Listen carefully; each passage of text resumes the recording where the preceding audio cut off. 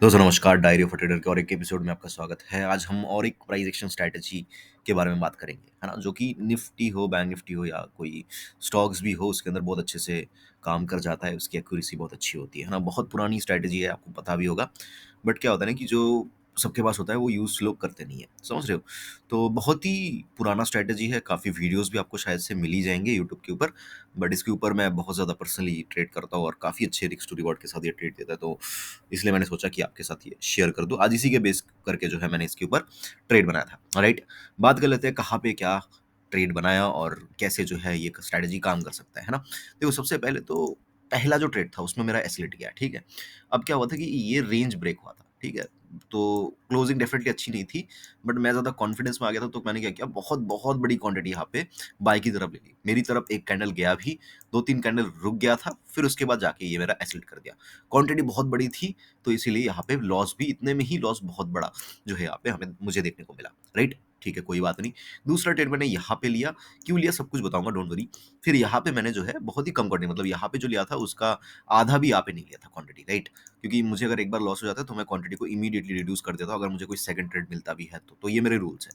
तो यहाँ पे मैंने कुछ ट्रेड्स लिए थे, उसके अंदर प्रॉफिट मिला, ओवरऑल जाके नेट-नेट में 5 के का प्रॉफिट जो है आज मुझे देखने को मिला, प्लस में 5 के, मतलब लॉस में था, वो जाके 5 के प्लस में जो है आज मैंने क्लोज़ किया, बहुत ही छोटा-सा प्रॉफिट है, ठीक है? बात कर लेते हैं अभी स्ट्रैटेजी क्या होता है इसके अंदर। देखो बहुत ही सिंपल सी स्ट्रैटेजी होती है कि जब भी कोई स्टॉक, है ना? कोई स्टॉक हो या कोई इंडेक्स हो, है ना? वो 30 मिनट्स के अंदर, 30 मिनट्स का जो कैंडल रहता है ना? उसके अंदर अगर 30 मिनट्स का और एक कैंडल बना दे, है ना? Without breaking high and low, अगर उसका उसी के अंदर 30 मिनट्स का और एक कैंडल बना दे, तो चांसेस आर वेरी हाई कि जिस भी तरफ मार्केट साढ़े 10 बजे के बाद ब्रेक करती है, 11 बजे के बाद ब्रेक करती है, तो उसी तरफ एक अच्छी मोमेंटम मार्केट के अंदर देखने को मिलता है। तो ये बेसिक स्ट्रैटेजी है, स्टॉक के अंदर काम करता हुआ दिखेगा आपको। बस आपको फाइंड आउट करना है कि कौन से स्टॉक्स के अंदर ये सेटअप बन रहा है। बहुत अच्छे-अच्छे स्टॉक्स के अंदर ऐसे सेटअप्स मिलते हैं।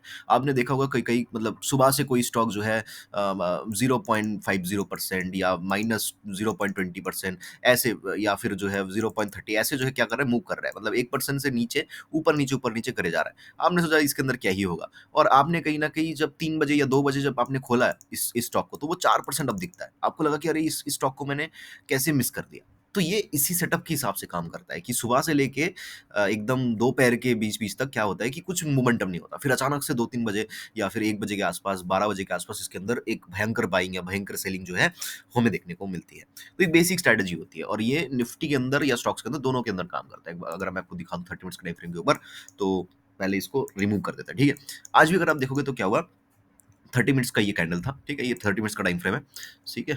ये दिस वन। सो ये 30 मिनट्स का कैंडल बना, ठीक है? उसके अंदर और एक कैंडल बना, और जैसे ही दूसरे कैंडल के अंदर ब्रेक हुआ, एक झटका मार्केट ने नीचे दिया, फिर रुका, रुका, रुका, फिर ऊपर की तरफ ही मार्केट चल बसी। समझ रहे हो? बट अभी पहले क्या होता था पता है? पहले होता था कि पहले की, मतलब अगर मैं 1 साल पहले की बात करूँ, तो क्या होता था, चार्ट कुछ ऐसे बनता था। ये ब्रेक किया, यहाँ पे रुका, फिर इस तरीके से ऊपर चला गया।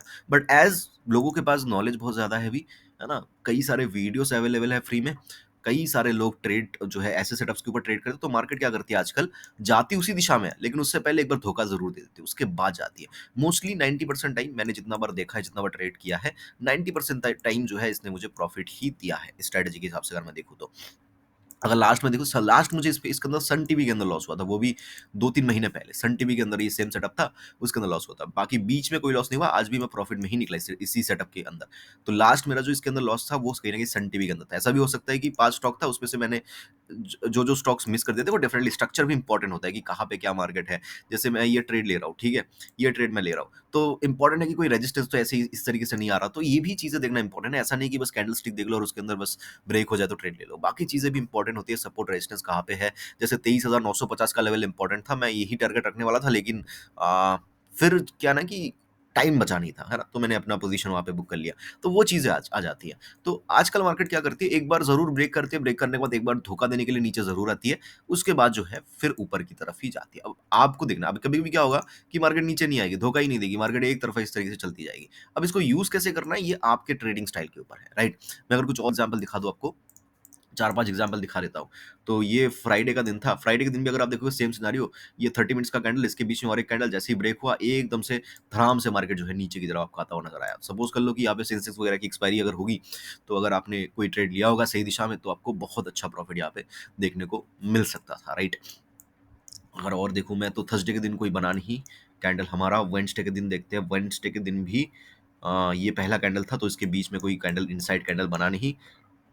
ट्यूसडे के दिन भी बना नहीं, मंडे के दिन भी बना नहीं। अब फ्राइडे के दिन थोड़ा सा डाइसी सिनारियो, अगर आप देखोगे तो ये ब्रेक हो चुका है, राइट? इसके बीच में नहीं बना है, तो ये भी कंसिडरेबल नहीं है। इसके बीच में बनना चाहिए। ये हाई एंड ये लो, फर्स्ट कैंडल का हाई एंड लो ब्रेक होना नहीं चाहिए। नॉट इवन 0.001 पॉइंट से भी ब्रेक नहीं होना चाहिए, उसके बीच में ही बनना चाहिए। थर्सडे के दिन भी बीच में बना नहीं, कोई बात नहीं।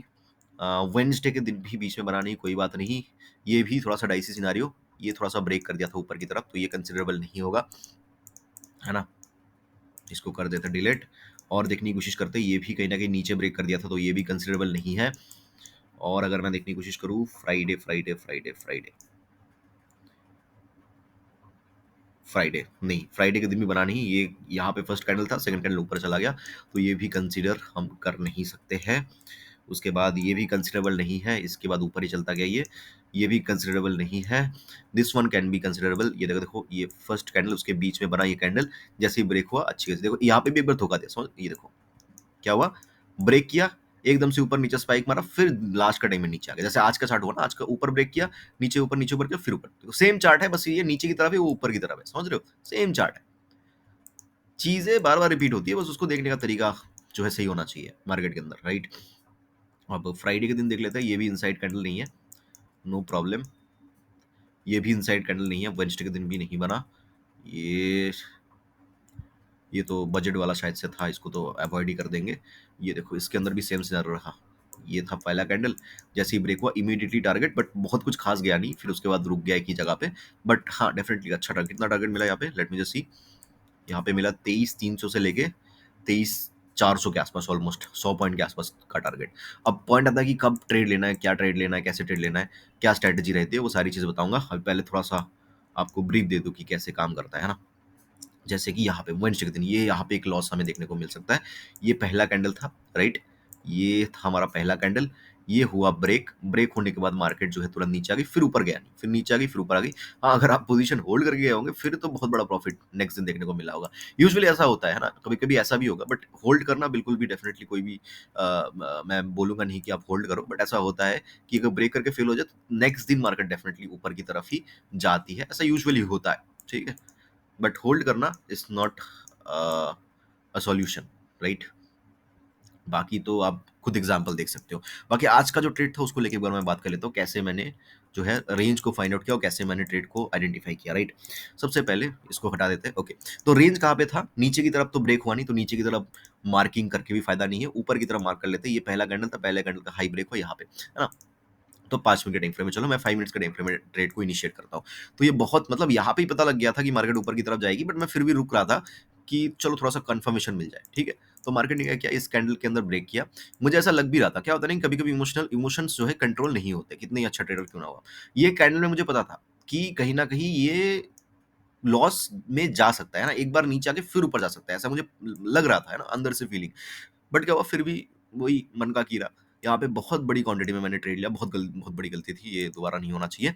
बहुत बड़ी क्वांटिटी में यहाँ पे मैंने ट्रेड को लिया, फिर मेरे दिशा में चलने भी लगा मार्केट, कोई बात नहीं, बट वही टारगेट तो टारगेट होता है, टारगेट के लिए बैठा था। फिर नीचे की तरफ मार्केट आ गई और स्टॉप लॉस को हिट कर दिया।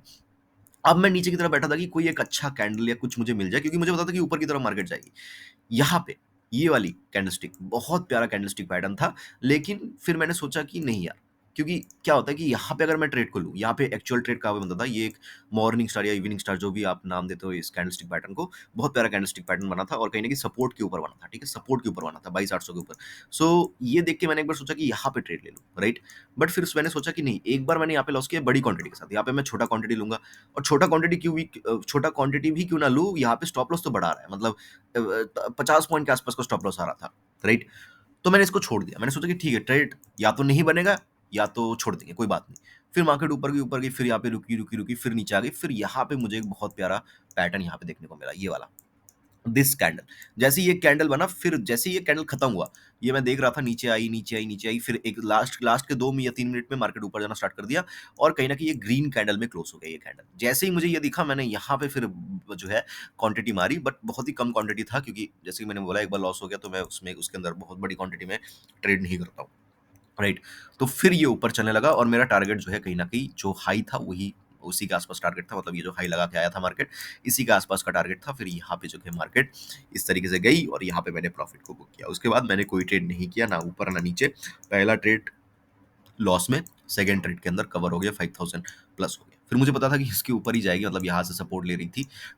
कई सारे ट्रेड्स दिख रहे थे, चाहता तो मैं 10-15 पीस क्वांटिटी में 5-6 हज़ार करके 2-3 ट्रेड्स ले सकता था, लेकिन कोई बात नहीं, उसको मैंने जाने दिया, राइट। तो ये ओवरऑल स्ट्रैटेजी होती है मार्केट के अंदर। 30 मिनट्स का टाइम फ्रेम और 30 मिनट्स के दो कैंडल, अगर एक फर्स्ट कैंडल के बीच में और एक कैंडल बन रहा है, फिर अगर वो ब्रेक होता है तो यूजुअली एक अच्छी मूवमेंट हमें देखने को मिलती है।